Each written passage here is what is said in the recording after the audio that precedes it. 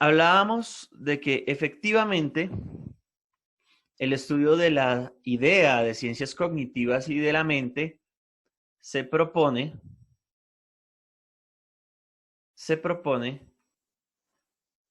desde eh, varias, posturas, ¿no? Esa variedad de posturas implica un trabajo multidisciplinar.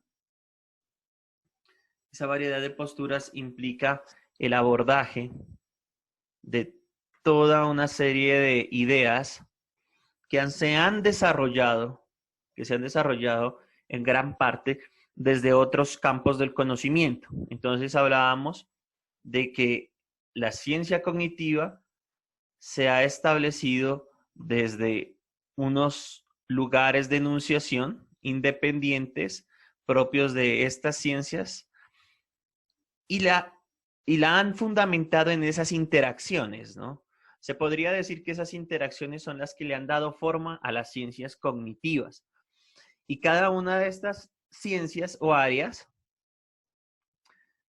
ha estudiado por su parte, desde su campo, desde sus lógicas, la cuestión de la mente, desde una primera conceptualización de lo que podríamos entender como mente, ¿no?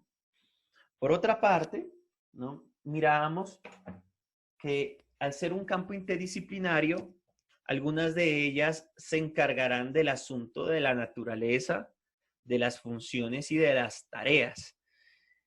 ¿Eso qué quiere decir? Que, por ejemplo, en cuanto a naturaleza, será un ejercicio propio de la antropología permitirnos conocer esa génesis que ha determinado cómo se desarrolla la idea de mente, la idea de cognición, históricamente también, ¿no?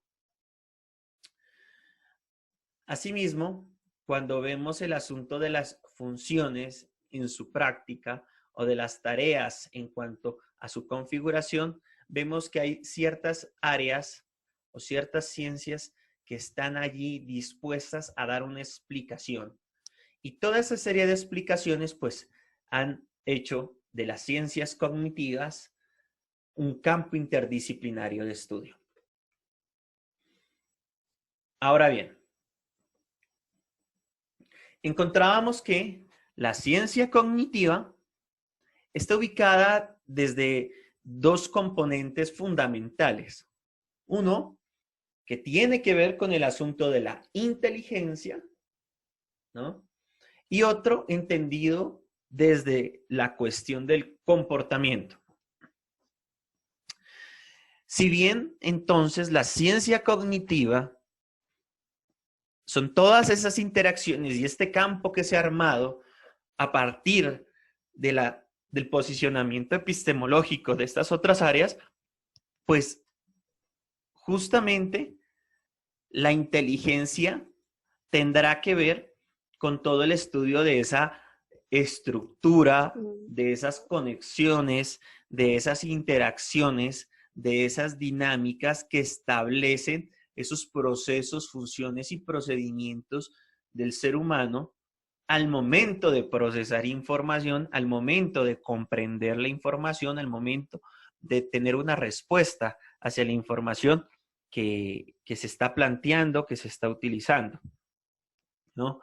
En ese sentido, vemos que la inteligencia no, no se limitaría simplemente a una mera interpretación de datos, sino que la inteligencia ya tendría que manejar otros elementos como son la contextualización de esos datos o de esa información a través de acciones, ya tendría que ver sobre procesos complejos en cuanto a la parte de predicción y comportamiento, en cuanto al entendimiento, en cuanto a la reflexión y demás. Por otra parte, el comportamiento ya es esa manifestación de la inteligencia en donde serían o se sintetizarían en esas acciones que llevamos a cabo o esas acciones que desarrollamos y que dan garantía sobre lo que pensamos, sobre lo que creemos y consideramos. Eso se ubica dentro del sistema nervioso, en donde toma esa información, puede representarla, procesarla y transformarla. Ayer hablábamos justamente de cómo se dan esos procesos en donde efectivamente tomamos una información que tiene que estar representada o está representada, ¿no? Se representa las ideas a través de ello. Esta información se procesa, ¿no? De acuerdo a unos elementos como la contextualización, de acuerdo a nuestras experiencias, de acuerdo a nuestros conocimientos, y la transformamos en una conducta, en un comportamiento, en un posicionamiento epistemológico que en un principio podría ser teórico y posteriormente ya se llevaría al hecho de lo práctico, comportamental, ¿no? Bueno, en este sentido, vemos con mayor claridad que cuando hablamos de los diversos enfoques de estudio de la mente, pues hay como una serie de relaciones que primeramente tenemos que manejar. Primero, está el asunto sobre que el estudio de la mente de manera principal se estableció inicialmente como un estudio de carácter filosófico. Y desde tres grandes campos que posibilitaron y siguen posibilitando la comprensión a cabalidad de lo que la mente significa, representa y determina comportamentalmente. Entonces encontramos que el estudio de la mente se propone desde la ciencia de la mente, ubicada desde esa idea científica, del método científico, del método que nos permite corroborar a través de la experimentación, a través de la observación, pues esos rasgos, esas características, esas estructuras, esas dinámicas y representaciones que la mente misma tiene, ¿no? La ciencia de la mente, pues, nos ubicará en un plano de la objetividad, una objetividad que en un inicio se le criticó mucho a la filosofía especulativa sobre la evidencia tangible o física de los procesos de la mente.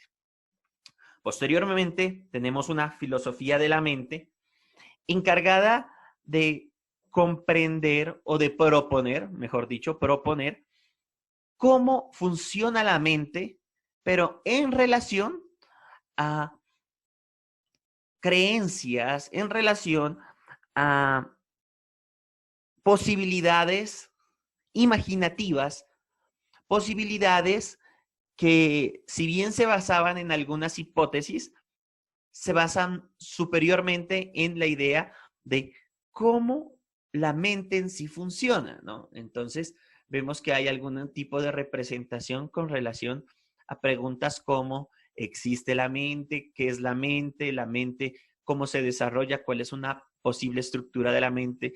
¿Qué papel tiene, ¿no? La conciencia, el espíritu, el alma en la construcción o configuración de la mente?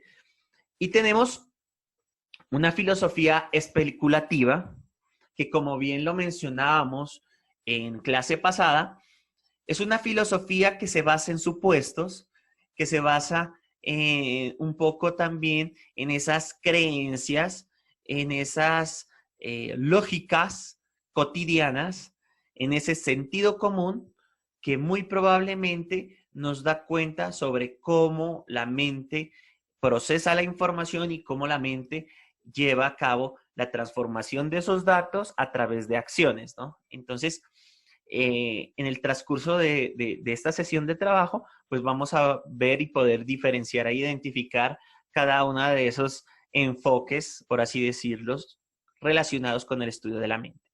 Entonces decíamos que estos enfoques se basan en un inicio, en un estudio filosófico, porque fue a partir de allí, de ese campo, del campo filosófico, que se empieza a interesar el humano, el hombre, por esa cuestión denominada o conceptualizada como mente, ¿no? Entonces, se hace en un principio desde las especulaciones, es decir, desde las probabilidades imaginarias, hipotéticas, de lo que pudiese ser o conocerse como mente, y eso se lleva a unas representaciones mentales. Ubicábamos el siguiente ejemplo, decíamos que todo aquello que efectivamente puede tener una representación mental permite o posibilita la comprensión del mismo. Entonces nosotros cuando en este caso hablábamos de mente, vemos que esas representaciones mentales fueron muy diversas, ¿no? Entonces, cuando preguntamos sobre el significado, sobre la idea de mente, para algunos la mente será entendimiento, para otros la mente será intelecto, para otros la mente será espíritu, para otros la mente será psiquis, para otros la mente serán operaciones psíquicas, ¿no? Y esta diversidad de significados dependen o están condicionados por la manera de comprender, por la manera de entender, por la manera de, llamémoslo así, de poder relacionarnos con el mundo, ¿no? Esa diversidad de significados sobre mente, sobre el concepto o la idea de mente, se basan precisamente en ese trabajo interdisciplinario, ese trabajo desde los otros campos de estudio que han determinado, ¿no? Muy posiblemente qué es la mente y cómo se la comprende, ¿no? Entonces, podemos justamente allí mencionar que desde la psicología, por ejemplo, encontramos que serían operaciones psíquicas, desde el espíritu, podría ser un posicionamiento propio de la filosofía, desde el intelecto, podría ser un posicionamiento propio de las neurociencias, desde el entendimiento, ¿no? Podría ser algo propio, inclusive, pues, de la inteligencia artificial y de las neurociencias, y la psiquis como cuestión antropológica, lingüística y filosófica, ¿no? Entonces vemos que esa diversidad de significados, pues, obedecen a toda una serie de, en principio, ojo, en principio, de especulaciones que se hizo sobre la idea de mente. Entonces, vemos que para colocar un ejemplo o tratar de ubicar esto en un ejemplo que nos permita una mayor comprensión, vemos que la idea de mente es polisemántica y depende de la perspectiva académica, del campo de estudio académico, del campo de estudio disciplinar, de donde se aborde. Entonces, pues, como les decía, para los psicólogos o la psicología será una cosa, para la antropología otra, para la inteligencia artificial otra, para la filosofía otra, para la lingüística otra, pero que en sí esas relaciones entre esas diversidades de significado son las que nos permiten comprender que la mente es un asunto complejo que implica una visión sistémica, es decir, comprenderlo como sistema. Un sistema en donde se procesa una información, en donde se comprende esa información, en donde se transforma y se lleva a la ejecución a través de comportamientos, ¿no? Aquí hay un punto interesante que tiene que ver, y lo mencionaba, con la cuestión del espíritu, ¿no? La cuestión del espíritu, y al presentarse esas ideas de la mente como espíritu, pues nace, por así decirlo, se desarrolla o se asocia la idea de que la mente es un equitativo para poder ubicar otra idea del orden metafísico como es el espíritu, ¿no? Entonces, vemos también que no solamente la mente se significa en una idea como la de espíritu, sino también en una idea como la de la alma, ¿no? Entonces, aquí valdría la pena explicar, ¿no? Esa, esa cuestión, ¿no? Entonces, primero estaríamos hablando del alma. El alma podría decirse, el alma podría decirse o definirse de alguna manera como un agente intelectual. ¿A qué me refiero como agente intelectual? Cuando nosotros hablamos de agente intelectual, estamos de alguna manera mencionando que esta alma, justamente, cuando nosotros decimos que el alma es un agente intelectual, quiere decir que es la encargada de realizar las acciones a partir de estímulos, a partir del procesamiento de información. Y no solamente eso, ¿no? Al considerar el alma como un agente intelectual, estamos también diciendo o trabajando sobre la idea de inteligencia, en donde vemos que el hecho de ser un agente intelectual implica que haya una inteligencia entendida, lo que yo les decía, entendida como todo un sistema mediante el cual se adoptan datos, se toman datos, se procesan, se transfieren, se comprenden y se llevan a unos comportamientos, ¿no? Entonces, inclusive muchos de los estudios de Ferrater y Mora, ¿no? Ferrater Mora mencionan esta idea, ¿no? En donde se considera la mente como, la mente, perdón, se considera la mente como espíritu. Y estas dos cuestiones se establecen también en una relación o en una similitud con lo que podría considerarse como el alma. Ayer un compañero de ustedes me comentaba sobre cuáles posiblemente serían esas diferencias entre espíritu y alma, ¿no?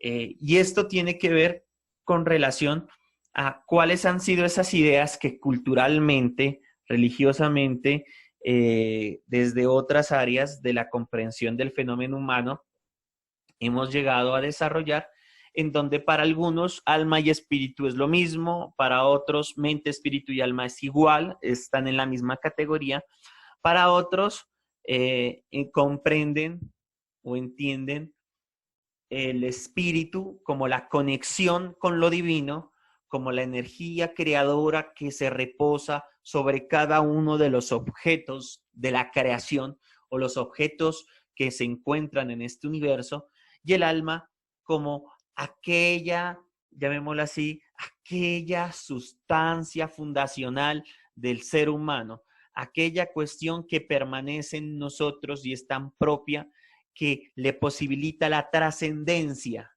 al hombre a otros planos y a otras circunstancias extratemporales, extraespaciales, ¿no?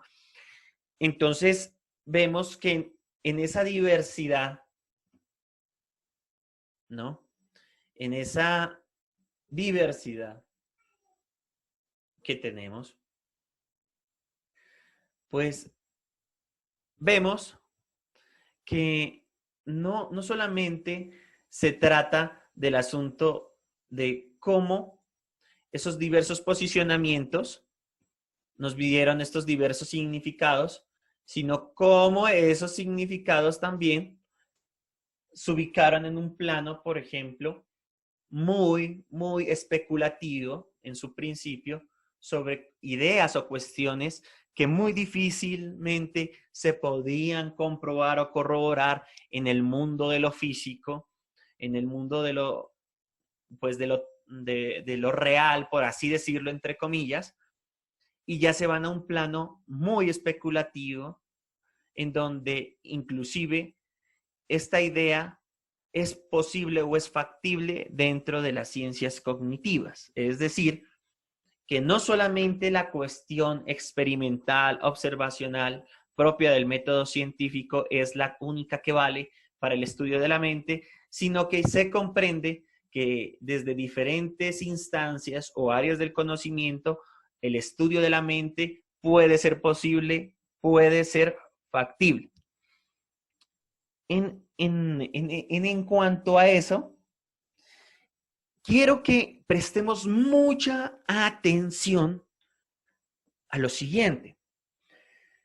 Se relacionó la cuestión de la mente o la idea de mente con la idea de espíritu. A su vez, esta igualdad se mantiene en relación con la cuestión del alma.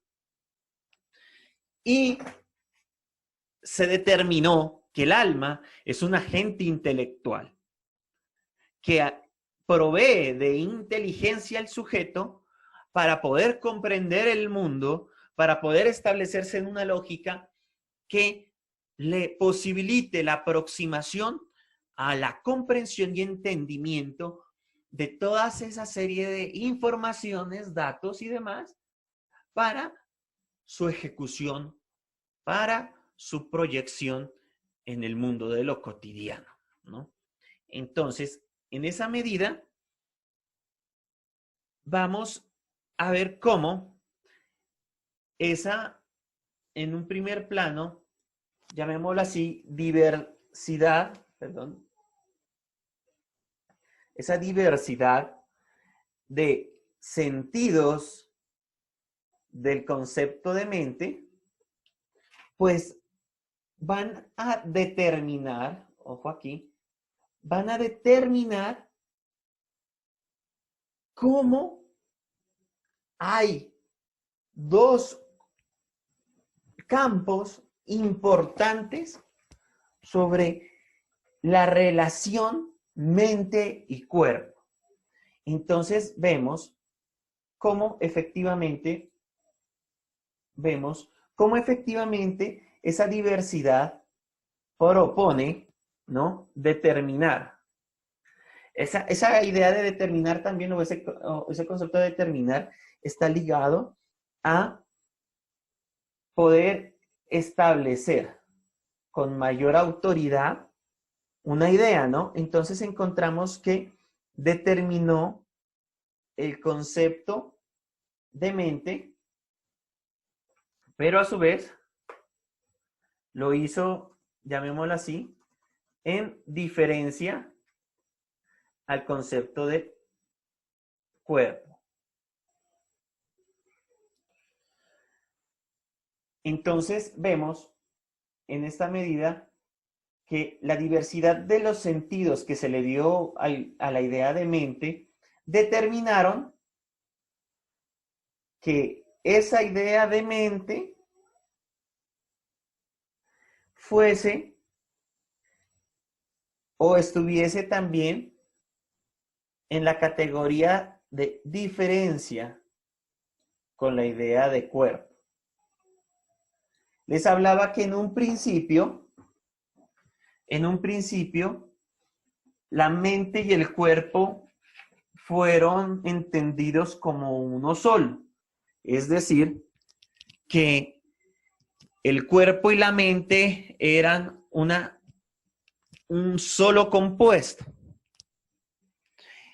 El hecho de que esto fuese un solo compuesto hacía de que le diesen la categoría, por ejemplo, al cuerpo, de que era el encargado no solamente de tomar información, sino que adicionalmente a ello, era el que la procesaba, la transformaba y la volvía y la ejecutaba. Lo interesante allí es que surge el hecho de que muy probablemente no es el cuerpo, sino otra forma de sí del hombre. Una forma superior, en este caso la mente, denominada mente, la encargada de manera sistémica de poder hacer esa interpretación de los estímulos a los cuales el hombre está expuesto y pueda llevar, ojo, claro que sí, a través del cuerpo a la ejecución de las respuestas a dichos estímulos. Y entonces vemos el surgimiento de dos campos, uno el campo de la mente, otro el campo del cuerpo, pero el campo de la mente entendido como entidad espiritual. Por eso era importante hacer la aclaración que hicimos arriba con relación a cuál es la relación entre mente, alma y espíritu, ¿no? Entonces, la mente como una entidad espiritual, razón por la cual muy difícilmente se va a poder corroborar, se va a poder evidenciar, se va a poder, creería yo, que demostrar, mas sin embargo sabemos que allí está, desde los discursos de la cultura, de la religión, de la metafísica, esta idea de la mente como entidad espiritual nos supone, desde ese campo especulativo, que tiene una existencia, tiene una razón de ser, y es la que nos permite justo esa conexión con lo universal, esa conexión con lo superior. Y entonces ya miramos que la mente ya se refiere no solamente, la mente es entendida como una idea o un concepto, llamémoslo así, un concepto complejo, pero ya desde el plano de lo espiritual, en donde muy complejamente se podría hacer esa corroboración o esa comprobación, pero sin embargo, a través de nuestras creencias, a través de nuestras ideas, a través de lo metafísico, inclusive a través de lo heredado, nosotros sabemos y conocemos de la existencia de la mente y de ese carácter espiritual de la misma. Por otra parte, entonces, al haber esa división o esa diferencia con la cuestión del cuerpo, vemos que ya nace, por así decirlo, la idea de que el cuerpo es una entidad, pero es una entidad del orden físico.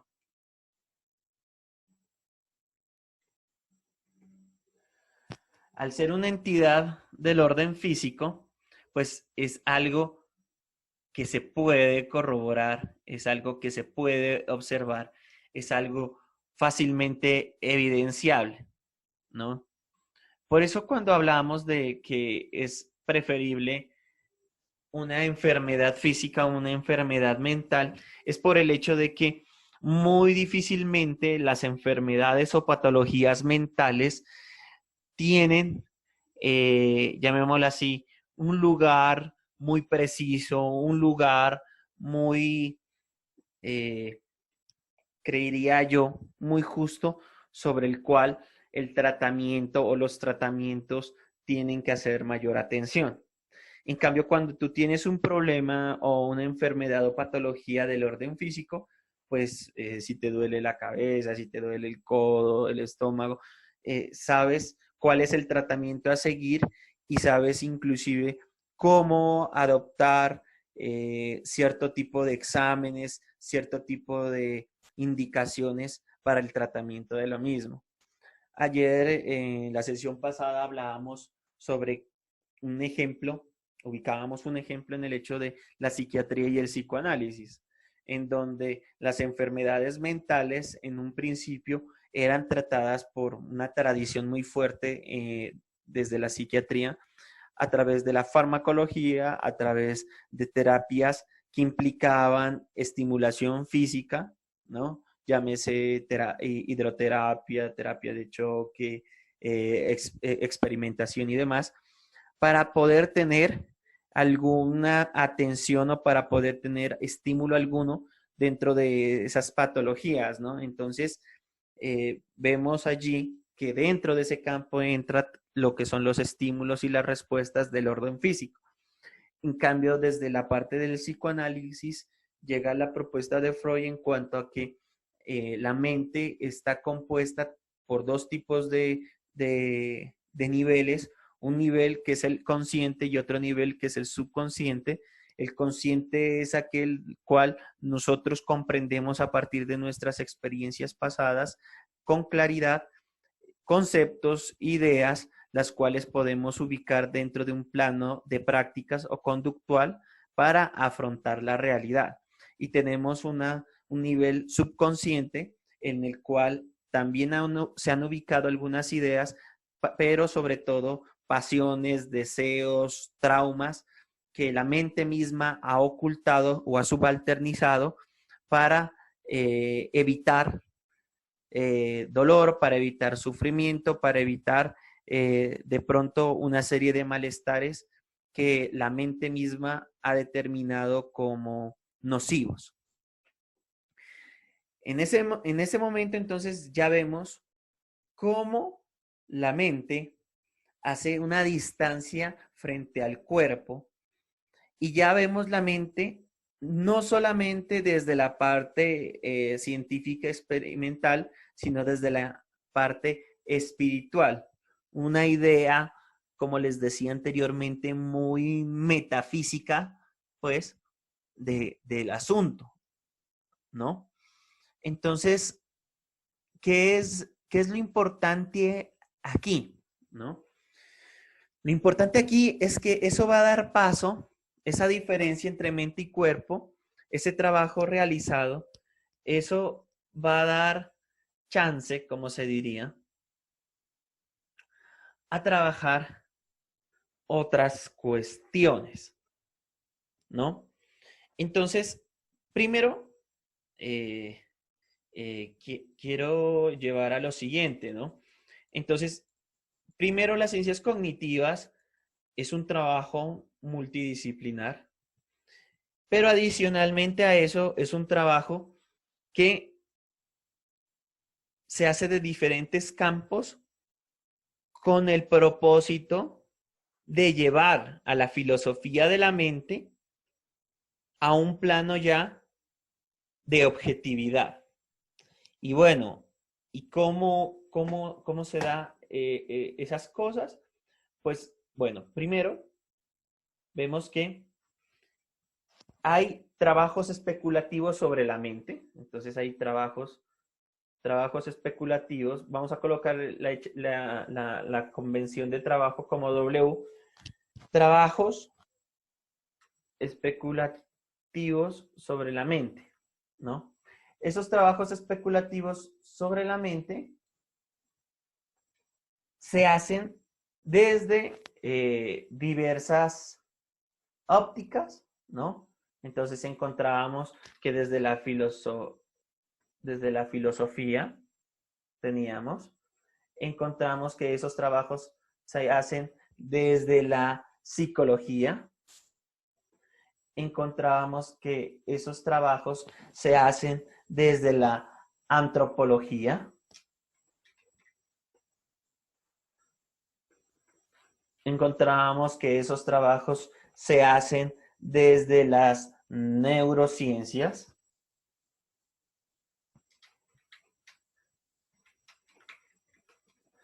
encontrábamos que esos trabajos se hacían desde la lingüística,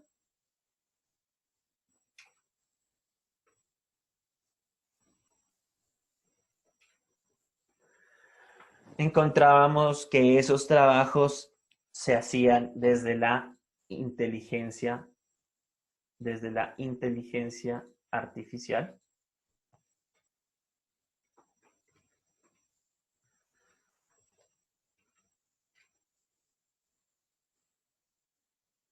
Desde la inteligencia artificial, ¿no? Entonces, cuando nosotros hablamos de esos trabajos que se hacían desde esas áreas, entonces vemos precisamente que en su mayoría eran trabajos que lo que pretendían era pasar de ser trabajos netamente especulativos, sobre todo los que provenían de la filosofía, como lo miramos anteriormente, ¿no? O de la psicología, desde el campo concretamente del psicoanálisis, o de la antropología, pasar a ser de trabajos especulativos sobre la mente, a ser en sí una filosofía de la mente, ¿no? Pasar a ser una filosofía de la mente.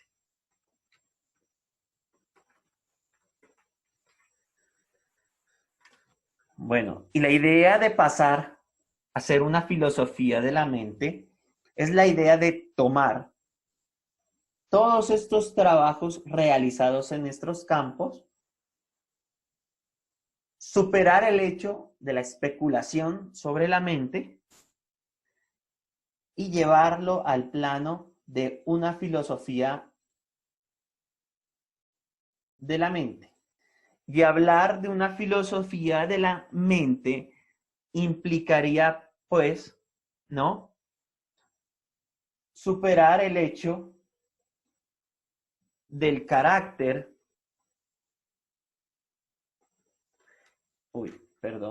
del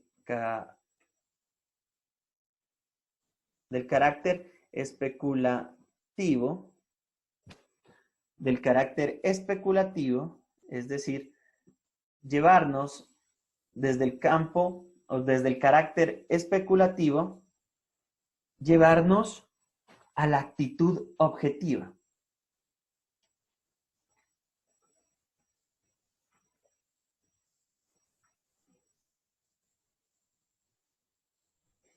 Entonces, vemos que en un principio,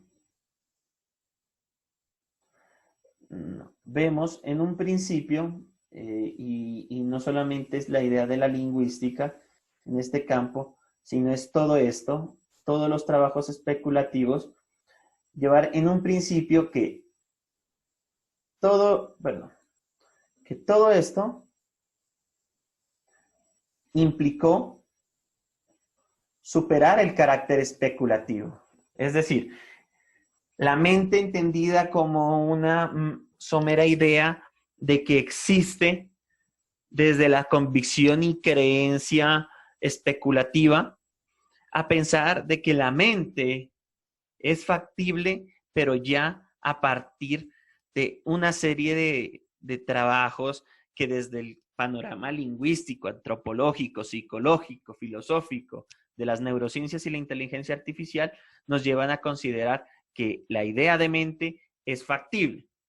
Entonces, en donde no es el cuerpo el encargado de tomar esas decisiones y transformarlas o de configurar ciertos datos o cierta información, sino que es justamente un medio para la realización de las mismas, ¿no? Entonces, creo que allí también es importante que mejor dicho, podamos llevar a cabo, ¿no?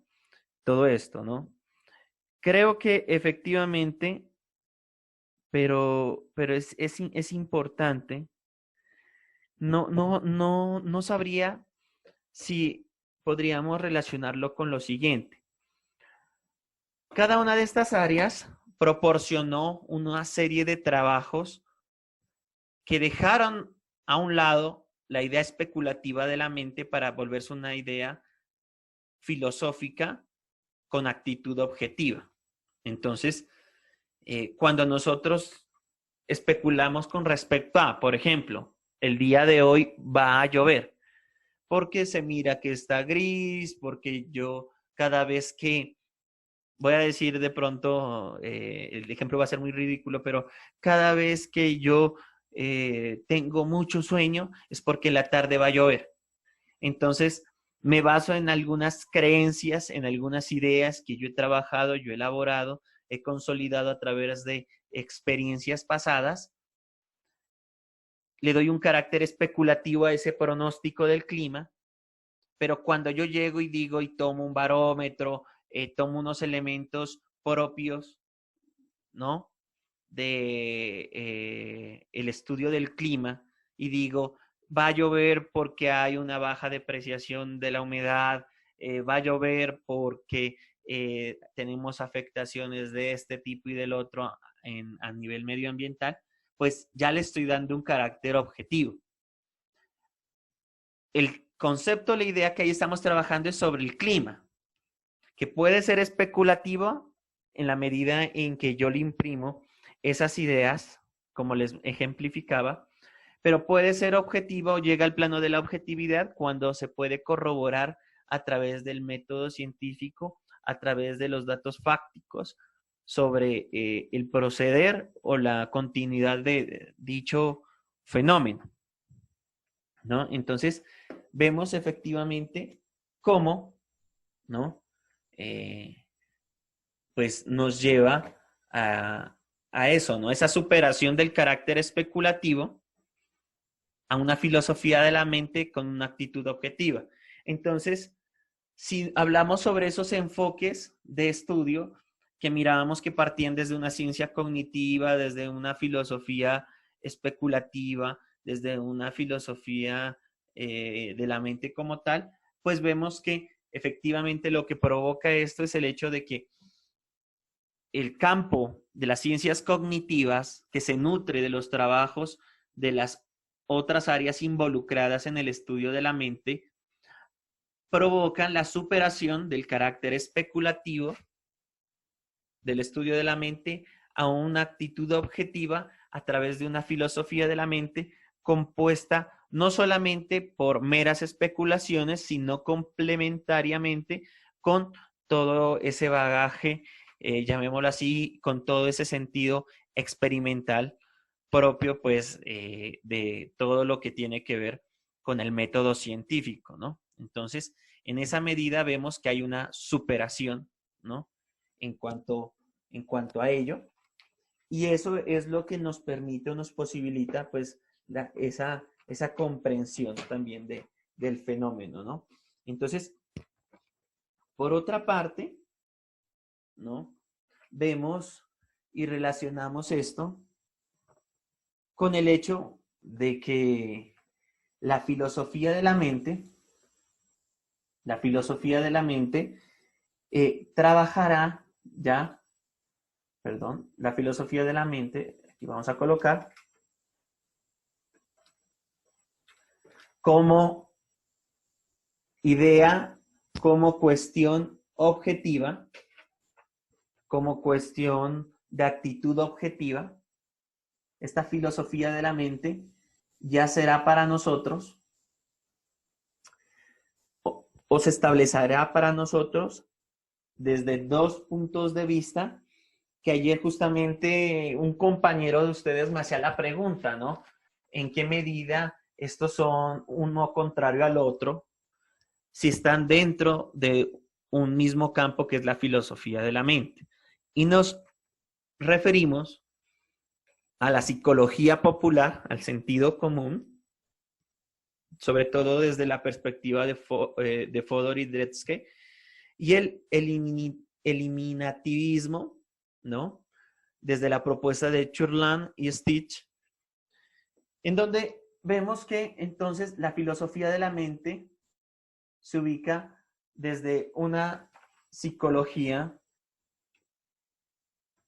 popular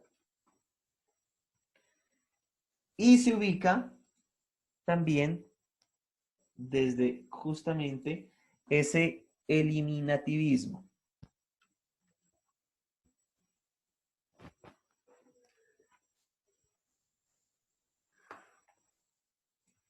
¿no? Entonces, la pregunta realmente fue buena porque, pues fue buena en el sentido de que provoca el diálogo aquí en la sesión de trabajo. Entonces, vemos que primero, la filosofía de la mente tiene dos compuestos o dos, llamémoslo así, dos componentes mejor, suena mucho mejor. Uno que es ubicado dentro de lo que conocemos como la psicología popular y el otro que es entendido desde lo que se conoce como el eliminativismo, ¿no? La psicología popular entendida como sentido común, ¿no? Ya lo hablábamos, el sentido común es lo que nosotros como seres humanos hemos ya establecido por nuestros deseos, por nuestras querencias, por nuestras experiencias, por nuestras perspectivas culturales, sociales y relacionales, ¿no? Por otra parte, ya el eliminativismo ya se ubica en un plano que tiene que ver estrechamente con las representaciones físicas,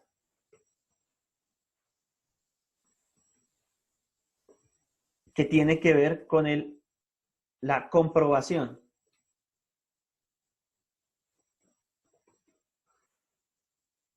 En esa medida, vemos que la filosofía de la mente tiene dos ámbitos. Un ámbito que lo proporciona la psicología popular y es representado desde la idea del sentido común. El sentido común como esa construcción social, cultural, experiencial. Y tenemos, por otra parte, el eliminativismo, que justamente lo que hace es basarse en representaciones físicas y su comprobación. ¿Eso qué quiere decir? Que como bien lo mirábamos, la mente se ubica en dos planos, en un plano de lo físico y en un plano de lo espiritual. Y en el plano de lo espiritual la abordamos desde una psicología popular, en un plano de lo eliminativismo, pues desde esas representaciones físicas comprobables, corroborables, que evidencian justamente los procesos y funciones mentales. En ese orden de ideas, pues vemos que esa psicología popular propone unos estados mentales, ¿no? Ese sentido común propone unos estados mentales. Perdón. Esos estados mentales se podría decir que son una construcción propia del campo de la psicología popular, sí, claro que sí. Entonces, esos estados mentales tienen una serie de representaciones y están configurados a partir de creencias, a partir de deseos, a partir de miedos, a partir de intenciones, a partir de intuiciones, intuición,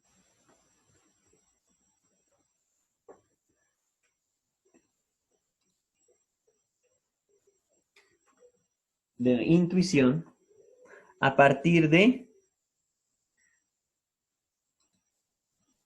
estados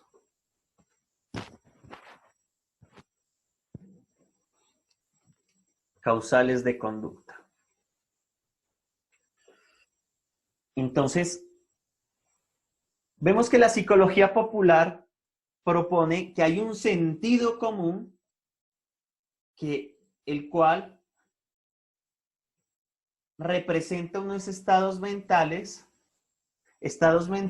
que son determinados por unas creencias, por unos deseos, por unos miedos, por unas intenciones, por la intuición y por unos estados causales de la conducta. ¿Qué quiere decir? Que cuando hablamos de eso es lógico o eso hace parte del sentido común, es algo que primero tiene una razón de ser desde cada uno de estos elementos que determinan el estado mental. Es decir, si yo tengo la creencia del cielo y del infierno, esa creencia va a determinar un estado mental, el cual va a ser un estado mental de obediencia frente a mi idea de religión. Entonces, me tengo que portar bien, que en realidad va a ser, tengo que comportarme bien o de acuerdo a la normatividad o de acuerdo a los designios religiosos para poder ir al cielo. Y si no hago eso, pues me voy para la paila, ¿no? Entonces, esa creencia que se ubica dentro de ese estado mental lo lleva a una representación de la conducta en donde el sujeto puede ser muy devoto, puede ir a la iglesia, puede hacer las obras de misericordia y su conducta, como bien lo podemos ver, se está limitando, se está ubicando dentro de esa creencia, ¿no? Dentro de esa creencia, dentro de esa idea, ¿no? Por otra parte, ya el eliminativismo, que necesariamente se ubica en esas representaciones físicas o esa comprobación, nos va a decir, o nos va, en este caso, a aseverar que esto debemos basarlo, estas representaciones físicas en sí, estas representaciones físicas en sí son, ¿no? Hacen parte de otra idea. Entonces, vemos que hacen parte de lo que podría considerarse como materialismo. Materialismo eliminativista. En donde efectivamente quiere enunciar es que esos estados mentales propios de la psicología popular, las creencias, deseos, etcétera, no tienen algún sentido o significado alguno. Entonces, vemos que los estados mentales adolecen de sentido alguno.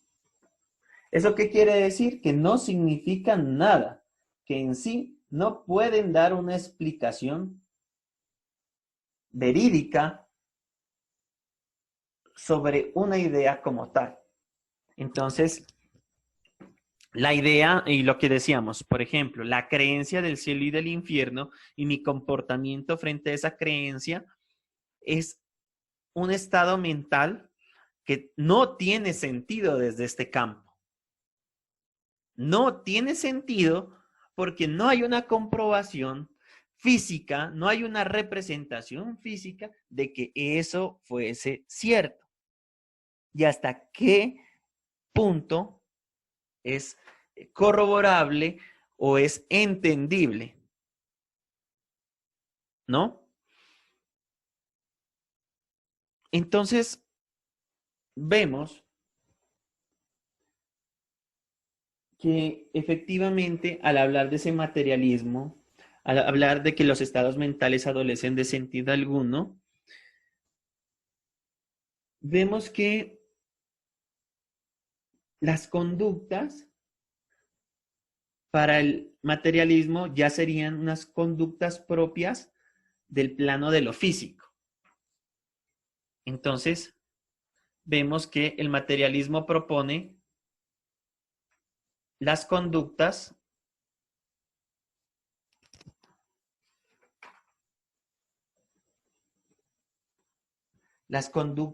en el plano de lo físico.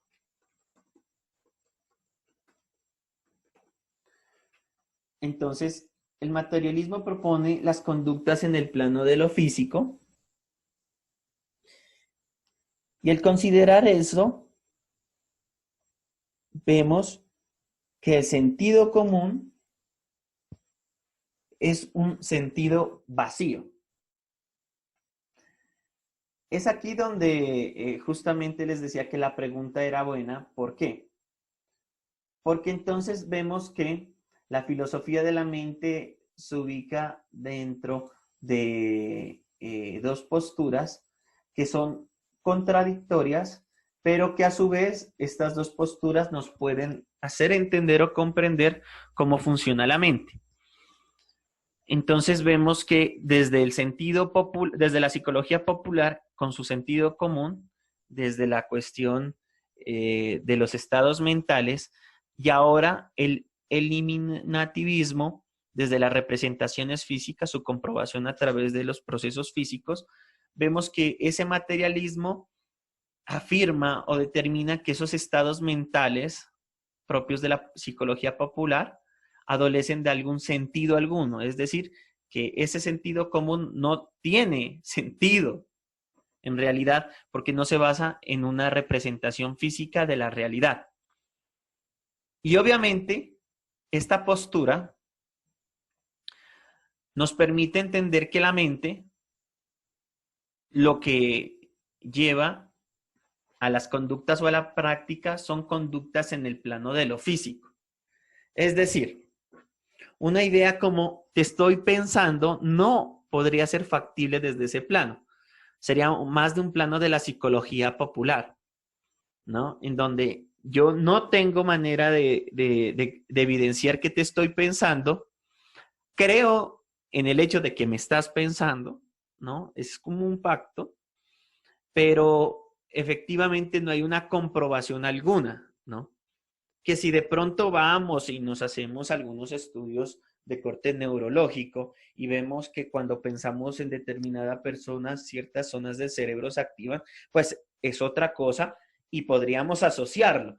Pero eso muy difícilmente puede ser posible a través de una mera representación física, ¿no? Entonces vemos cómo esa psicología popular no podría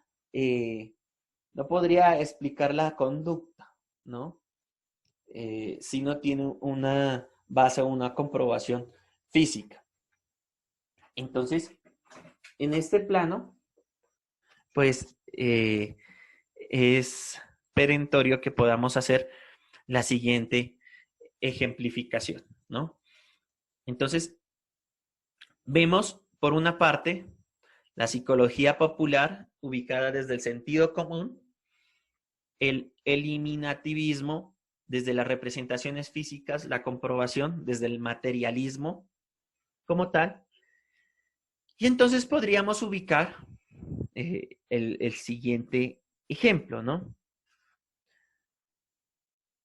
Que por aquí, para el caso de la psicología popular, podemos colocar el siguiente ejemplo, ¿no?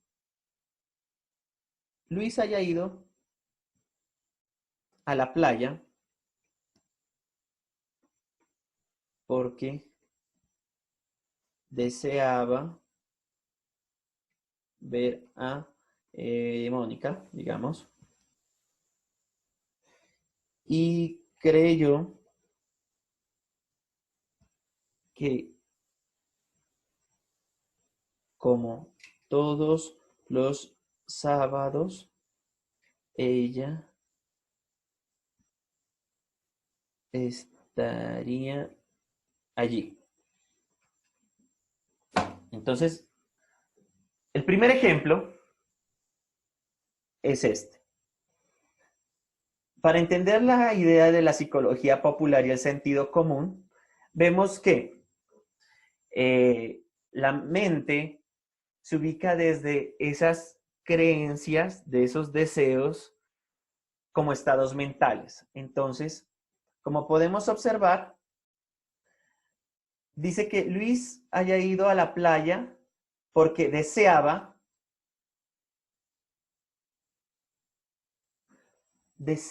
ver a Mónica y creyó que como todos los sábados, ella estaría ahí. Entonces, decíamos justamente que el sentido común o la psicología popular estaba mediada a través de estados mentales y esos estados mentales estaban determinados por las creencias, por los deseos, por los miedos, las intenciones, las intuiciones, los estados causales de conducta. Entonces vemos que Luis fue a la playa únicamente por el deseo. El deseo fue el que movilizó a Luis para ir a ver a Mónica. Bueno, unos dirían que Mónica, ¿no? Pero bueno, Mónica fue como la que le produjo ese deseo, ¿no? Entonces, Luis deseaba ver a Mónica y por esa razón, ojo, por esa razón, al creer que como todos los sábados ella va a la playa, pues este sábado también ella estaría ahí, ¿no? Entonces, hay dos estados, un estado mental que se ubica desde dos puntos, desde el deseo de ver a Mónica y desde el creer, ¿no? Desde el creer. Entonces, vemos que estaba leyendo el comentario de... No, listo. Vemos que las malas intenciones de Luis, no, mentira. Vemos que el estado mental estaba condicionado desde el deseo y desde esa creencia, ¿no? Entonces, como en el ejemplo que les colocaba sobre el clima, acá también se puede evidenciar de que ese deseo de ver a Mónica a Luis lo lleva a inferir lo siguiente, que como todos los sábados ella va a la playa, pues si él quería verla, tendría que ir a la playa, ¿no? Entonces, podemos entender de que ese sentido común, ¿no? Esa lógica común es algo que opera muy desde lo cotidiano, ¿no? O sea, que no se necesita ser un genio, pues para poder determinar esas cosas, ¿no? Realmente lo hacemos todo el tiempo. Por ejemplo, yo deseo ir a mi casa, entonces yo creo, por ejemplo, de que cierto compañero trajo la moto a la universidad y me pudiese llevar allá. Yo creo que el bus va a pasar a tales horas y por esa razón voy a estar ahí, voy a estar justo para tomarlo. Entonces, este sistema de deseos, creencias, inclusive miedos, eh, yo les explicaba sobre la cuestión de cuando tú vas a un barrio que dicen que es peligroso, pero ese hecho de que dicen que es peligroso y tú no lo has comprobado, hace o determina que tú ya tengas una imagen, una representación del barrio de una manera negativa. Entonces, por otra parte, esto en cuanto a la ejemplificación de ese sentido común y de esa la psicología popular, pero por otra parte tenemos lo siguiente, ¿no? Una posible ejemplificación de lo que consideraríamos como el innativismo, ¿no? En donde ya, por ejemplo,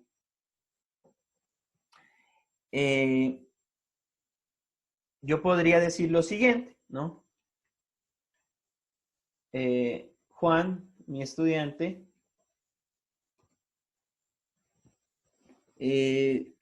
sí, podría decir, Juan, mi estudiante, irá a la cocina porque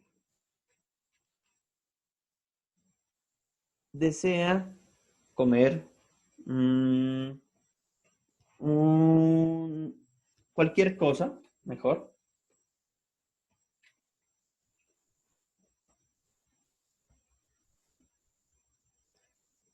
Y su creencia de que en la cocina hay algo. Juan, mi estudiante, irá a la cocina porque desea comer cualquier cosa, perdón aquí, cualquier cosa, y su creencia de que en la cocina hay algo. Entonces, vemos lo siguiente. Puedo determinar, ¿no? Que el deseo de comer sí es corroborable en cuanto a que hay una sensación, que es la sensación de hambre, ¿no? Entonces, vemos que hay una manifestación de tipo físico. Ese deseo de comer se plantea, llamémoslo así, desde una necesidad fisiológica.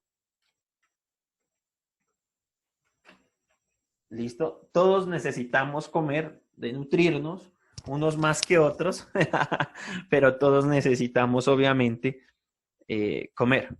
Ahora bien, viene la otra idea que se representa físicamente y puede corroborarse o puede comprobarse, es que su creencia, ojo, su creencia de que en la cocina hay algo. Entonces, obviamente, usted cuando tiene hambre, o en este caso Juan, cuando tiene hambre, no, no dice lo siguiente, tengo hambre, me voy a ir a la sala.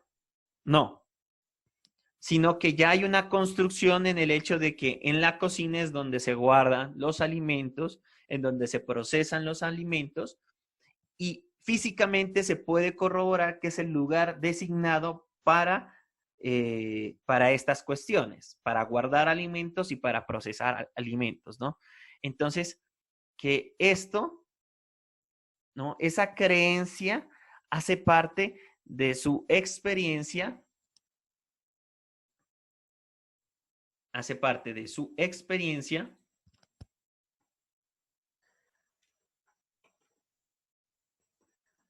con, de su experiencia, pero llamémosla así, de una experiencia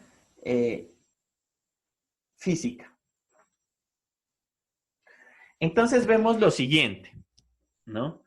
Y creo que allí es importante poder determinar esto. Vemos que, vemos que para el primer caso de la psicología popular se mueven unos deseos y unas creencias, pero desde el plano, llamémoslo así, no quiero llamarlo espiritual, pero desde el plano de la especulación. ¿Cómo podemos corroborar el deseo o ese deseo de ver a Mónica? ¿No? ¿Acaso el deseo, yo puedo mirar a una persona y muchas veces se dice, no, es que la miro con deseo, pero realmente, ¿será que es una manifestación de deseo? O sea, me refiero a que esa manera de mirar a esta persona tendrá que ver o tendrá que ser en sí una idea sobre el deseo. Entonces, ahí lo que nos damos cuenta es que es muy difícil de corroborar, de poder evidenciar físicamente el deseo de ver a una persona. Lo que yo les decía, pues si ya vamos, hacemos, llamémoslo así, estudios de tipo TAC, en donde vemos qué tipo de zonas del cerebro, cómo reacciona el cuerpo cuando tú miras algo que te gusta, algo que deseas, pues eso nos va a dar mayor objetividad, ¿no?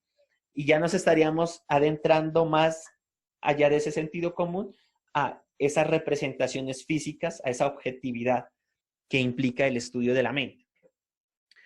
Y tenemos otra parte en donde que juega un papel importante la creencia, pero él creyó que como todos los sábados ella estaría allí, ¿no? Entonces, vemos que él especuló con relación a que si todos los sábados ella tenía esa misma conducta, este sábado muy probablemente, al ser una tradición por parte de ella, pues se la encontraría, ¿no? Entonces, vemos que evidentemente esa creencia no tiene algún fundamento,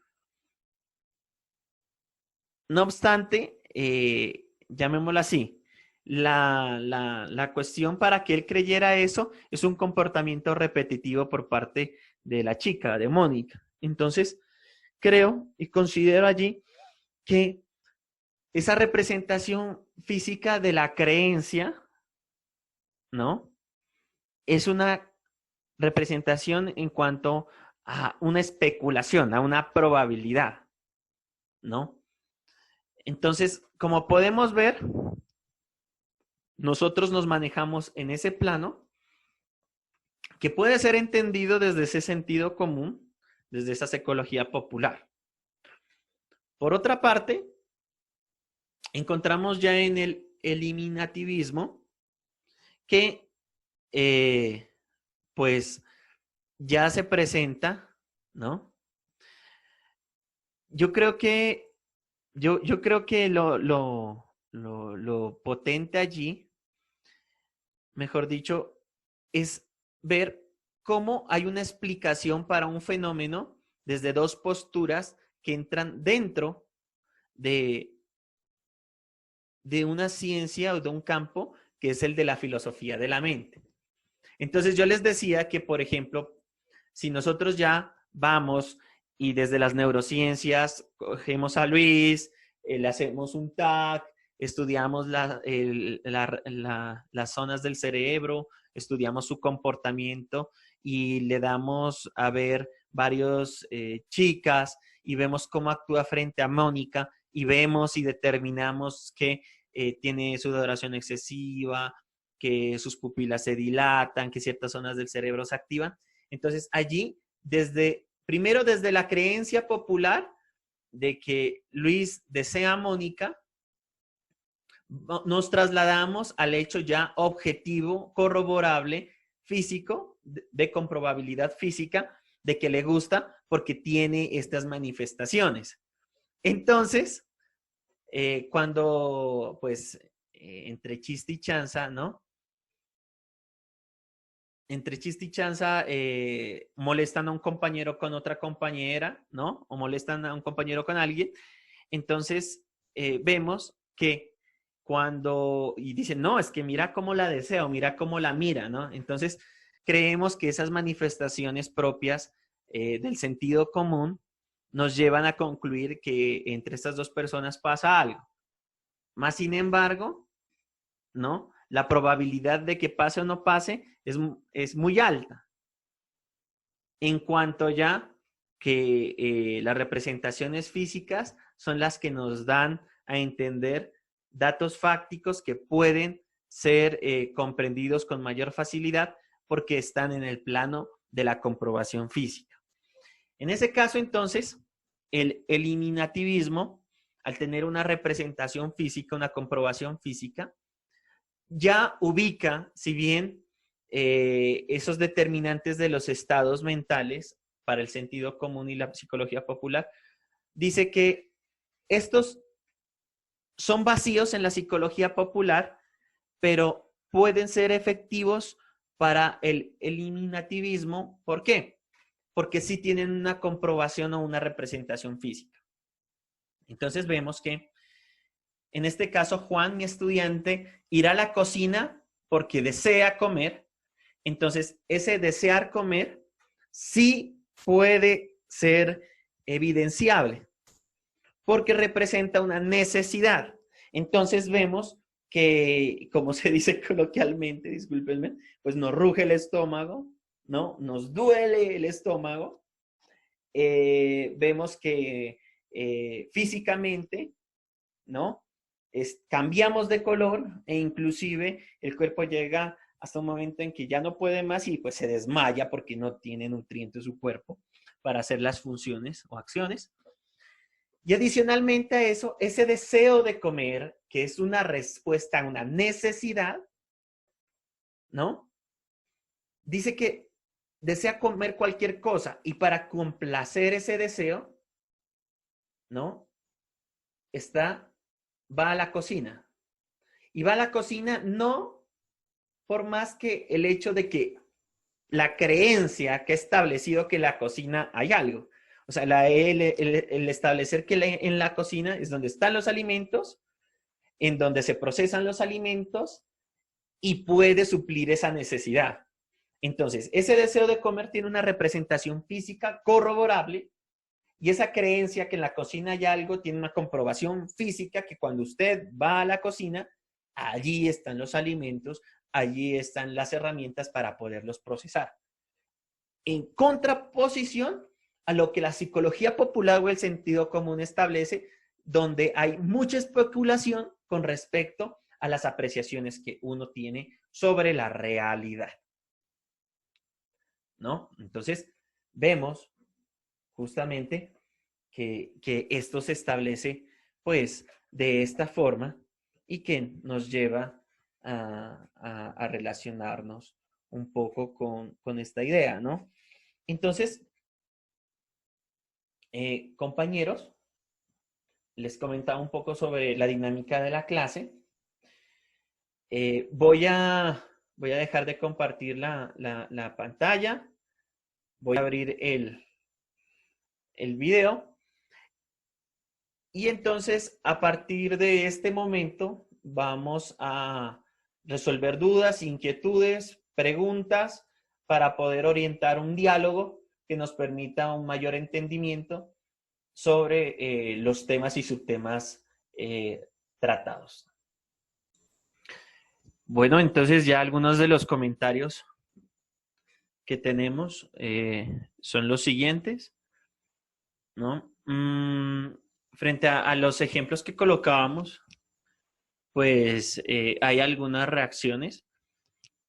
Dice, en algunos casos se mezcla el sentido común y la representación física. Sí, bueno, ¿no? Para colocarlo en este hecho, vemos que las cuestiones que acontecen no solamente están en un plano de la psicología popular, sino que también están en un plano de ese materialismo, ¿no? Entonces, para esto, les voy a compartir la pantalla para que podamos nuevamente dirigirnos a, dirigirnos a esta parte. Mirábamos que justamente los acontecimientos, los hechos que pasan, ¿no? Esa diversidad de significados, obviamente, están desde, por así decirlo, están desde varios ámbitos, ¿no? Entonces la psicología popular, desde el ejemplo que colocaba con Luis, que deseaba ver a Mónica y creyó que estaba Mónica en la playa, porque todos los sábados va ahí.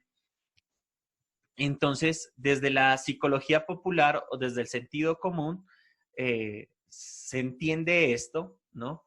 El deseo como algo que no es tangible, pero que existe, y encontramos la creencia a partir de una conducta que Mónica tiene todos los días sábado, ¿no? Entonces, esa creencia y ese deseo, a pesar de que no tengan una representación física, desde la psicología popular, desde el sentido común, existen y movilizan una conducta, hacen de que Luis vaya a la playa el sábado en la tarde para ver si corre con suerte desde el ámbito de la especulación para poder ver a Mónica. Ya desde el campo de las representaciones físicas, ¿no?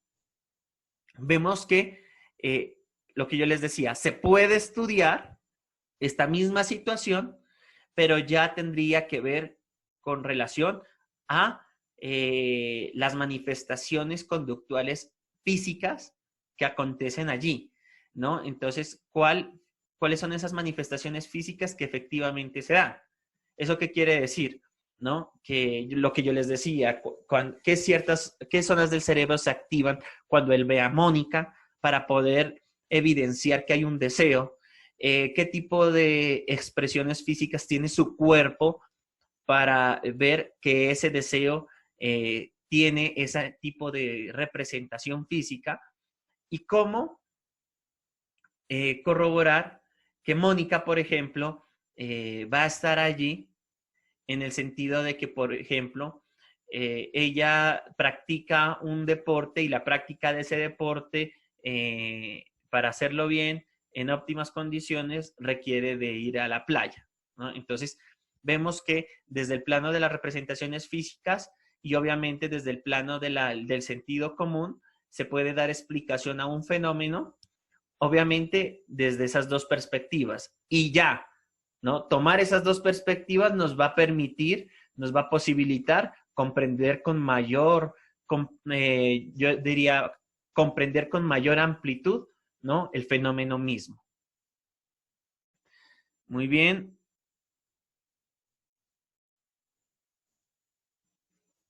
Alfredo dice, es como cuando tú dejas algo en alguna parte y sabes que donde lo dejaste lo vas a encontrar, ¿no? Sí, tiene que ver con esto, ¿no? En el hecho de que nosotros, al tener ese tipo de conductas, ¿no? Porque es una conducta, es una representación física, es un comportamiento, perdón, es un comportamiento, en donde yo usualmente dejo las cosas por todos lados porque espero y creo que nadie va a coger las cosas que no son de ellos. Entonces, que el dueño, en este caso mi persona, es el único que las puede mover, las puede quitar o las puede utilizar. Entonces, esta postura obviamente está dentro de las ideas de la psicología popular, del sentido común, en donde muchas veces decimos, por sentido común, yo no voy a coger eso, ¿no? Por sentido común, cada quien se hace a cargo de sus cosas. Por sentido común, pues yo entiendo, ¿no? De que si yo dejé cierto elemento, cierto objeto en algún lugar, allí lo voy a encontrar porque esa es mi manera de ser, que está, obviamente, ese estado mental que se representa a través de esa conducta está determinado por una creencia, por una cultura, por una, llamémoslo así, inclusive intencionalidad, ¿no?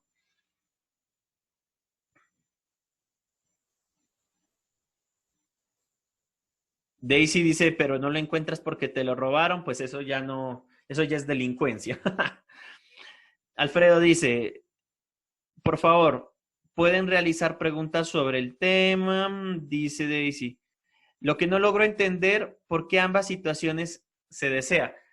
Es que en ambas situaciones se desea y se cree, pero de maneras diferentes.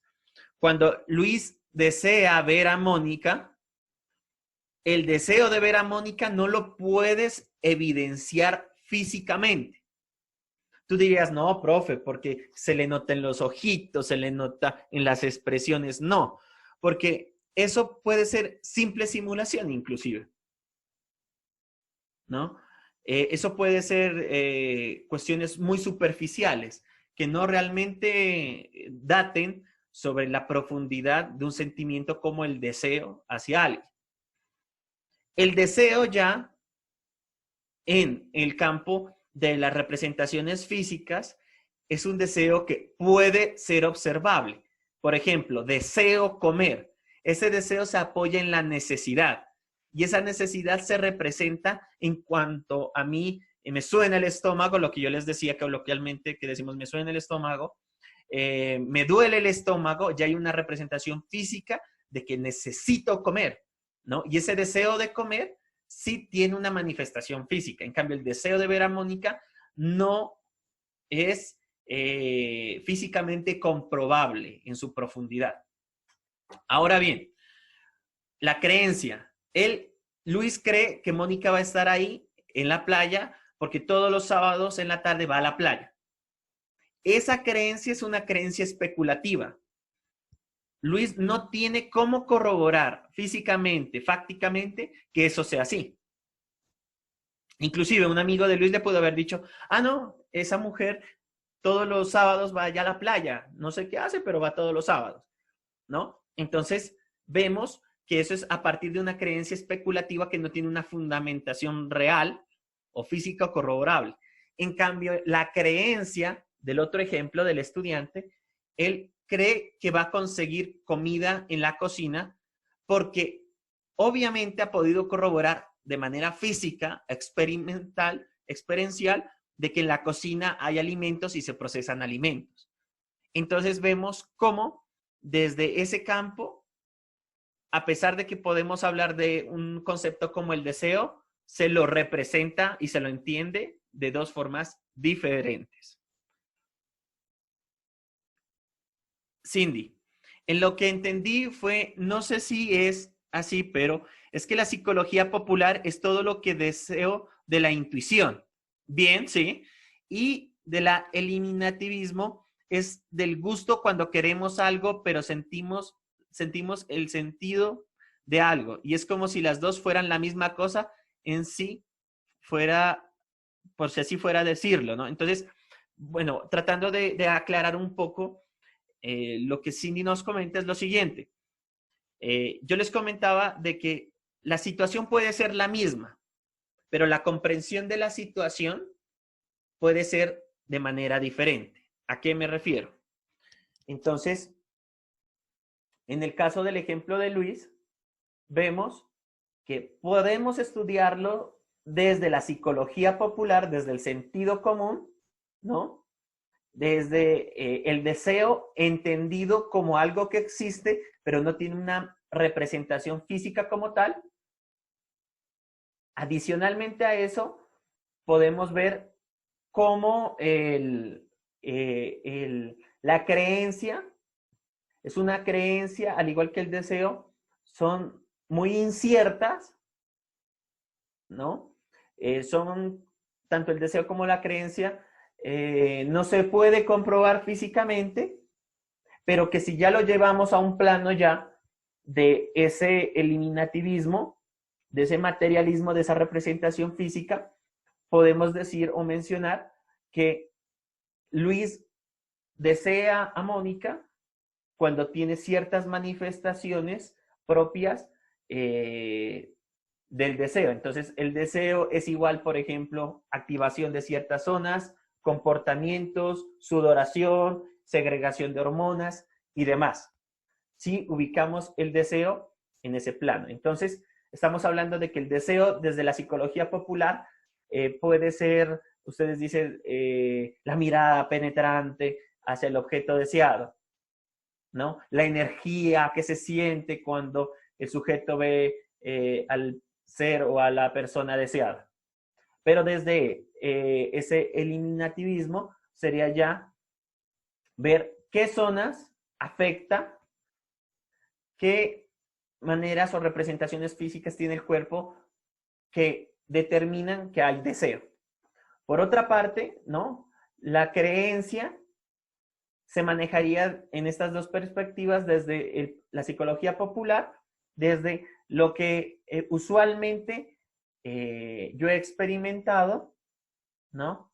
Y usualmente creo. Yo les hablaba del clima, ¿no? Entonces, no, es que tengo mucho dolor de cabeza, es porque va a llover, ¿no? Entonces no tiene ninguna lógica. Por eso hablábamos de que no, tiene unos vacíos de sentido, de significado. Entonces vemos que Es muy difícil de comprobar esa conexión entre su dolor de cabeza y la lluvia. Por otra parte, ¿no? La creencia en cuanto a esa representación física, obviamente ya se basa en unos conocimientos científicos en donde vemos, en este caso, por ejemplo, la probabilidad de que Mónica esté en la playa puede ser alta de un 70% porque siempre lo hace, pero ya es basada frente a un hecho que es corroborable, que es evidenciable.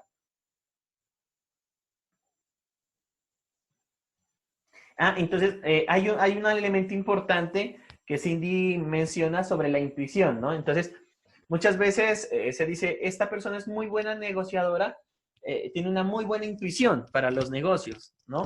Y esa intuición le va mejor que cualquier analista financiero, ¿no? Entonces no necesita un analista financiero porque tiene muy buena intuición para los negocios. Entonces vemos ahí justamente de que él para abrir un negocio, para hacer un negocio, no necesita de un analista financiero porque es su intuición. Y esa intuición es la que está mediado por un estado mental en donde puede determinarse sus creencias, su cultura, sus emociones, sus miedos, sus deseos y cosas por el estilo, ¿no? Entonces, y vemos que si él se iría por la corriente netamente del materialismo, iría a la fija, compraría un software de análisis financiero, contrataría un experto, un asesor, entonces ya haría todo esto para poder ver, determinar si es un negocio que él pudiese hacer para tener mayor rentabilidad, ¿no? Entonces, la intuición juega un papel importante porque yo les diría, ¿cómo usted corrobora la intuición? O sea, ¿cuál es la representación física de la intuición? ¿Dónde queda ubicada?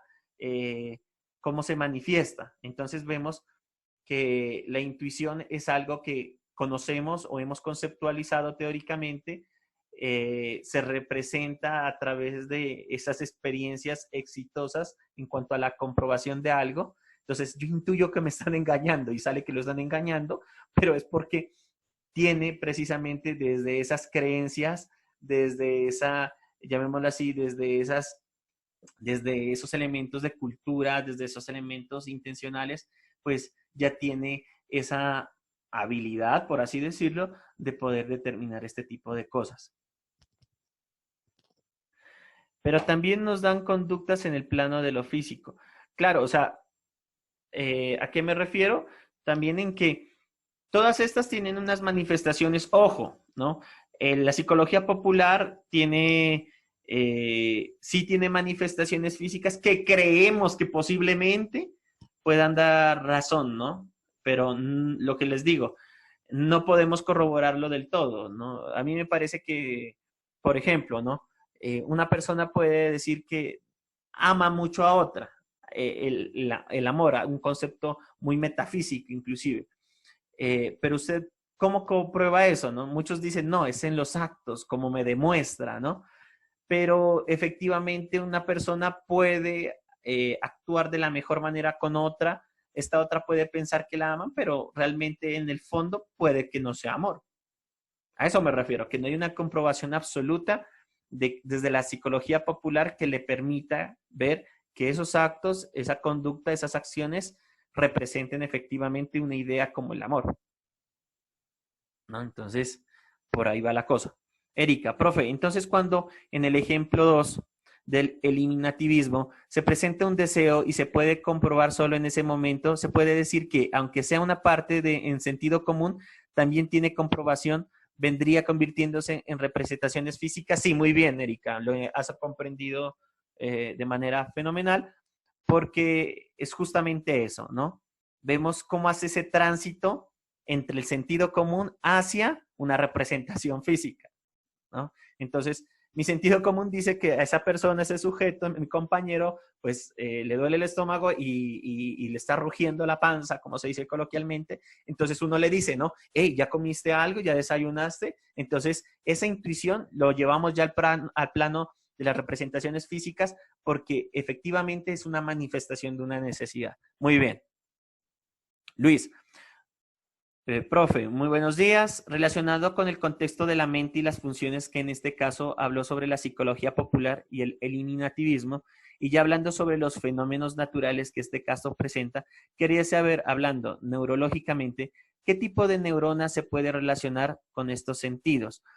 Bueno, ¿no? Tenemos que tener en cuenta lo siguiente, que ya estaríamos dentro de un campo de las neurociencias, lo vamos a ver ya en lo que tiene que ver con la modulación cerebral y la parte de la arquitectura de la mente o la arquitectura también del cerebro. Ya vamos a ver cómo físicamente está compuesto, estructuralmente cómo se ha configurado y de esta manera cómo es posible el pensamiento, el aprendizaje y la ejecución de las funciones, ¿no? Entonces, no sé si efectivamente, ¿no? Tú me dices o me hablas sobre los fenómenos naturales. Los fenómenos naturales, e inclusive cualquier fenómeno, ¿no? Eh, es evidenciable a través de los sentidos, ¿no? Llega la información a través de los sentidos. Nuestra mente lo que hace es procesar esa información, lo hace en milésimas de segundos, la cruza con experiencias pasadas, con experiencias formativas pasadas, y ubica una respuesta, la cual es ejecutada por el cuerpo. Entonces, yo llego, me acerco a la estufa, me quemo. Inmediatamente cuando me quemo, ya hay toda una reacción en mí a ese estímulo de orden físico y en mi mente viene el hecho del dolor, el hecho de que me voy a sentir mal, que veo atacado mi bienestar y mi cerebro actúa inmediatamente y quita mi mano pues de la estufa y procede a echarme agua, a echarme una cremita, lo que sea, pero ya es la idea de esa experiencia pasada en donde ya me quemé anteriormente, ya conozco y sé del dolor que se manifiesta allí. Entonces vemos cómo la mente toma información, captura información, toma datos, los cruza con experiencias pasadas, con experiencias inclusive de otros, ¿no? Y a partir de eso plantea o transfiere unas acciones a ejecutar a través del cuerpo, ¿no? Entonces, vemos que no se trata de la tipología de neuronas que tenemos, no, se trata es de entender esto como un sistema, por eso hablábamos del sistema nervioso, vemos cómo efectivamente a través de los sentidos, a través de las diferentes partes de nuestro cuerpo, de nuestros sentidos, podemos procesar esa información, ¿no? El deseo y el razonamiento siempre vienen de la mano, lastimosamente en algunos temas no, pero el deseo, lo que les digo, hay que saber ubicar el concepto, la idea de deseo, desde qué paradigma lo estamos manejando, desde qué campo lo estamos manejando. El deseo desde la psicología popular, pues es una cuestión que no se puede corroborar, que no se puede ubicar en un plano de lo físico, sino que bien llega a un punto en donde se vuelve sentido común, ¿no? Entonces, en donde esta persona hace ese tipo de acciones o tiene este tipo de conductas porque desea a esa otra, ¿no? Pero no hay una comprobación de tipo físico, de tipo científico que pueda evidenciar esto, ¿no? Y ya, pues, si tomamos el deseo, pero desde el razonamiento, ¿no?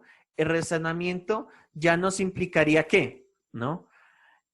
La razón, obviamente científica, implicaría es ver todas esas manifestaciones físicas en el orden, digamos, de poder explicar una idea como la del deseo.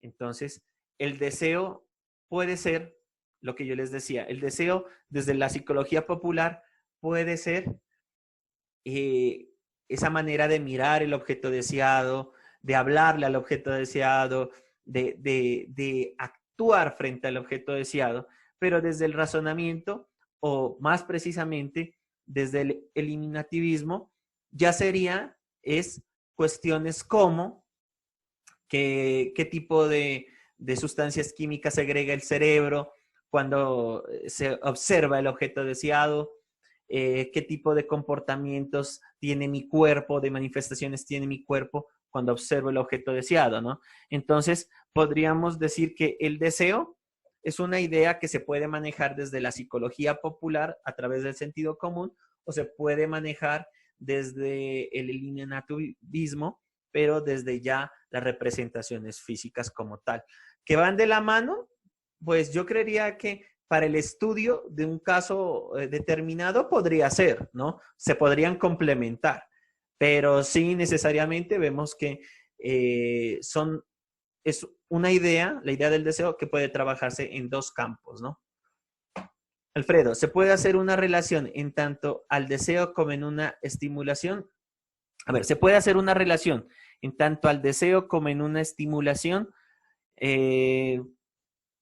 Hay que trabajar esas dos ideas, ¿no? El deseo y la idea de la estimulación. El estímulo es una acción que en la mayoría de los casos es una acción de tipo físico que busca una respuesta, ¿no? Entonces podemos ver que Mónica se pone muy bonita para atraer la atención de Luis.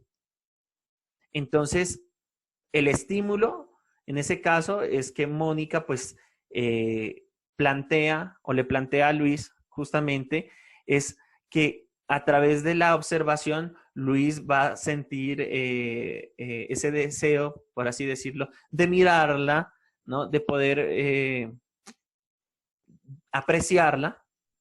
Entonces vemos cómo efectivamente pues el deseo también nace o parte de la estimulación, ¿no? O sea, para que haya deseo tanto desde la parte de la psicología popular como desde la parte, obviamente, ya de las representaciones físicas, debe haber una estimulación, ¿no? Que nos permita corroborar cualquiera de las dos, en cualquiera de los dos campos, las acciones que se hacen en cuanto a ello, ¿no? Profe, cuando usted explicó sobre que la mente tiene dos tipos de niveles, el subconsciente, las pasiones, y el consciente de que está compuesto, y el consciente de que está compuesto. Entonces, muchas gracias por tu pregunta, es muy buena, porque entonces tenemos la mente, ubicamos la mente en dos capas, una capa que se llama el consciente o el cerebro racional, y tenemos otra capa que es el subconsciente, y que ya maneja a profundidad otras cuestiones, ¿no? Entonces, este subconsciente maneja pasiones, temores, traumas, experiencias pasadas, deseos. Y esta idea del consciente es el que trabaja sobre realidades, sobre explicaciones, sobre acontecimientos cotidianos, sobre convenciones culturales y sociales ampliamente aceptadas. Entonces, por ejemplo, tengo que comportarme bien en clase porque esa es la norma.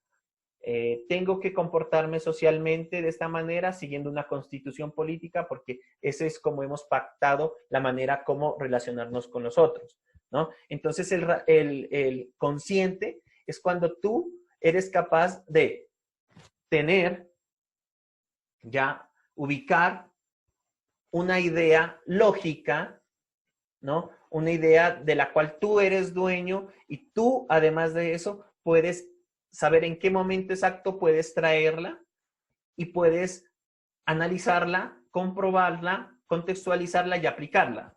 Voy a hacer un ejemplo de esto. Por ejemplo, ¿no? Nuestra conciencia, nuestro cerebro consciente, nuestro cerebro racional, llega y dice, volvemos al ejemplo de la quemadura, dice, hey, no debo acercar mi mano a la estufa porque me puedo quemar.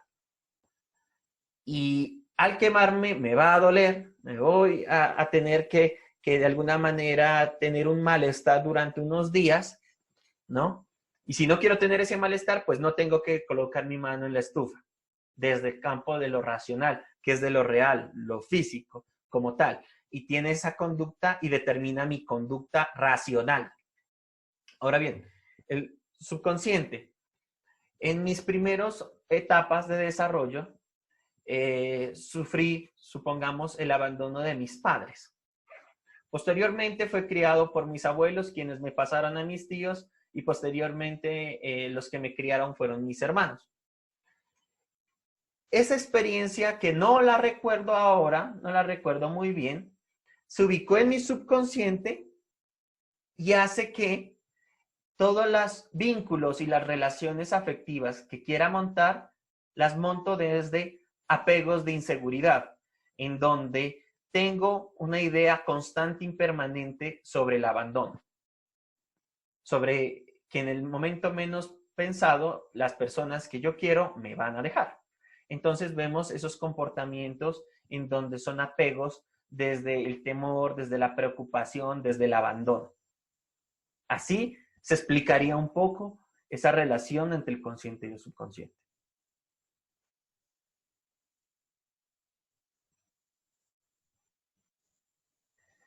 ¿Qué diferencia hay entre inteligencia y sabiduría? Pues esta sería una percepción, yo creo que resultante de toda esta reflexión que hemos perfilado. Primero, hay que entender que la inteligencia está mediada en gran parte es por la cuestión, llamémoslo así, la cuestión cognoscitiva, pero de unos conocimientos a nivel disciplinar científico, ¿no? ¿Eso qué quiere decir? Que estamos hablando de unos conocimientos que el hombre, a través del enfoque científico, a través de, digamos, de la experiencia científica, de toda la racionalidad, ha podido determinar. Adicionalmente a eso, hablamos en un término amplio de inteligencia cuando somos capaces de tomar datos e información, poder contextualizarlos, es decir, en dónde nos están ofreciendo esos datos, a dónde los vamos a exportar esos datos, a dónde vamos a ejecutar esas acciones, pero asimismo sobre nuestras experiencias pasadas, principalmente experiencias racionales ubicadas en el consciente, y llevar a cabo, digamos, una ejecución de algo. Entonces, por ejemplo, ¿quién es inteligente? Inteligente es el que, ojo, tiene muchos conocimientos, ¿no? Creemos que la persona inteligente es la que tiene muchos conocimientos, la que tiene una experiencia que le permite corroborar esos conocimientos y demás. No obstante, cuando ya vemos que la inteligencia también está vinculada a la contextualización o a la flexibilidad para podernos acostumbrar a algo o para poder tomar decisiones estratégicas en relación a ciertas circunstancias. Por ejemplo, muchas personas en estos momentos con toda la pandemia del coronavirus no son inteligentes en un punto emocional, es decir, se sienten asfixiadas, tienen angustia, preocupación, no se sienten bien en sus casas. Entonces vemos que esa adaptabilidad de la cual habla la inteligencia en un sentido amplio, pues no se da allí, ¿no? Por otra parte, la sabiduría la podemos ubicar desde ese saber popular, ¿no? Desde ese sentido popular, desde ese sentido común en cuanto a que la sabiduría en su gran parte son experiencias desde la realidad humana, desde los conocimientos que transgeneracionalmente hemos aprendido, desde los saberes, ¿no? Ojo, yo les hablaba de que la inteligencia se fundamentaba en los conocimientos a través del método científico, a través de la experimentación, la observación y las representaciones físicas. Pero la sabiduría tiene que ver ya con la actividad experiencial, ¿no? Por eso hablamos de que nuestros mayores son sabios, porque han vivido, han experimentado y han podido definir o determinar ellos mismos a través de esa experiencia de vida, pues los saberes más importantes que se aplican dentro de esa lógica de la cotidianidad. Para poder razonar, se tiene que tener una experiencia vivida o también de solo saber qué puede pasar de una experiencia de otra persona. Sí. Y dice que el ser humano es bien terco, ¿no? Obviamente, ¿no? Y lo voy a llevar a este plano, ¿no? Muchas veces no pedimos consejos, pero nos dan los consejos. Esos consejos se basan en experiencias de otros. Es decir, cuando, por ejemplo, un compañero le dice, hey, ve, pila, yo te recomiendo que no te metas con Julanito, Julanita, yo te recomiendo que hagas esto. mira, no, de pronto no comas esa fruta, o de pronto si vas a hacer este preparativo, hazlo así, si de pronto vas a hacer este trabajo, utiliza esta aplicación. Esas recomendaciones son basadas en unas experiencias. ¿Qué es lo que pasa? Que puede que esa recomendación pueda resultar siendo posible o factible en su caso, o pueda que no. Entonces, eso pasa cuando yo llego y le digo, no, es que ve, no te recomiendo ese restaurante, es pésimo. Y tú no vas y corroboras eso. Entonces tú dices, no, ese restaurante es pésimo. Ve, ¿y por qué? No, es que no me lo recomendaron. Pero cuando tú vas y puede que el chef de ese día haya sido otra persona, o puede que el platillo de ese día tenga mejores productos, pues tu experiencia va a hacer que contraponga a esa recomendación que te habían hecho antes, ¿no? Entonces, aquí es importante ver que la experiencia es fundamental. Fundamental porque la experiencia no necesariamente está en un plano de lo corroborable, ¿no? Sino que, por ejemplo, la experiencia está en un plano más tanto de lo popular como trascendental, en el sentido de que pasa de lo popular, de la psicología popular, de esa parte subconsciente inclusive, a una parte ya de una lógica racional. Entonces, sí nos puede servir esas experiencias de los otros, no obstante, debemos también entrar en comunión o tratar en diálogo con nuestras propias experiencias, ¿no? Porque a partir de eso es que podemos conceptualizar una idea y practicar esa idea. Es decir, alguien te puede decir, no, es que el amor duele mucho, por ejemplo, pero si no es hasta que tú tienes esa experiencia, que obviamente la mente crea un concepto y lo lleva a unas prácticas. Luis, tenía otra pregunta sobre el tema anterior. Quisiera saber un poco más de los pensamientos abstractos, cómo se relaciona con la psicología popular. No sé en qué momento de pronto me referencié la idea del pensamiento abstracto, pero hay que entender lo siguiente, ¿no? Que el pensamiento como tal es una construcción de la mente. Al ser una construcción de la mente, y si nos ubicamos dentro del panorama de la psicología popular, estamos diciendo que un pensamiento en este campo podría ser, por ejemplo, ¿no? La creencia sobre el alma, pero la creencia de que el alma se va a algún lugar, ¿no? Entonces vemos que no hay una idea razonable para creer que el alma trasciende, pero desde la psicología popular, por mi creencia, por mi herencia transgeneracional propia de mi cultura, propia de mi religión, yo lo creo. Entonces, esos pensamientos abstractos, esos pensamientos complejos en cuanto a entender una idea como el del alma, de la alma, pues se ven reflejados allí y se ven reflejados en mis conductas, en donde pues no tengo que comportarme de cierta o de determinada manera de acuerdo a los designios de mi religión o de mi grupo social, de acuerdo a esas creencias que he heredado, para poder seguir en ese plano de la creencia. ¿La sabiduría se obtiene de la experiencia o hay algo más? Principalmente la experiencia, ¿no? Yo siempre aconsejo que hay que llenarnos de experiencias, porque las experiencias son las que denotan cierto tipo de conocimientos, ¿no? Conocimientos prácticos. Entonces, cuando decimos que la experiencia en su gran proporción establece sabiduría, no solamente es de exclusividad de la experiencia, ¿no? Entonces, por ejemplo, si nosotros nos adentramos en los conocimientos disciplinarios, es decir, en entender cómo funcionan las cosas desde cada uno de los campos del conocimiento, obviamente nuestra experiencia va a ser muy diferente. Quiero ejemplificarlo de la siguiente manera. Por ejemplo, si tú lees un manual de cómo despincharte y cambiar una llanta de un carro, va a ser muy diferente a que te hayas pinchado y no hayas sabido cómo cambiarle la llanta al carro. Entonces, tenemos este escenario, te pinchaste. Un primer escenario, tú leíste un manual anteriormente sobre cómo despincharte. Segundo escenario, tú te pinchaste y no has leído ni tienes idea cómo despincharte.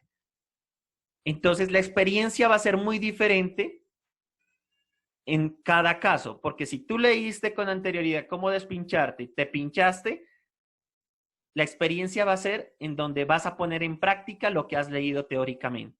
Pero si en el segundo escenario donde tú no leíste y te pinchaste, pues la experiencia no va a ser significativa porque realmente lo que vas a hacer es tratar de pedir ayuda a alguien que te despinche y posteriormente vas a ver la necesidad de leer o de aprender cómo despincharte. Entonces, la experiencia es fundamental para la sabiduría, siempre y cuando también yo creo que podamos generar experiencias significativas, experiencias fundamentadas también en unas ideas conceptuales, en unos conocimientos corroborables, que han sido corroborables de manera del plano físico, que podemos mejorar la experimentación, ¿no? Entonces, ese es el otro, ese es el otro asunto. Entonces, bueno, muchachos,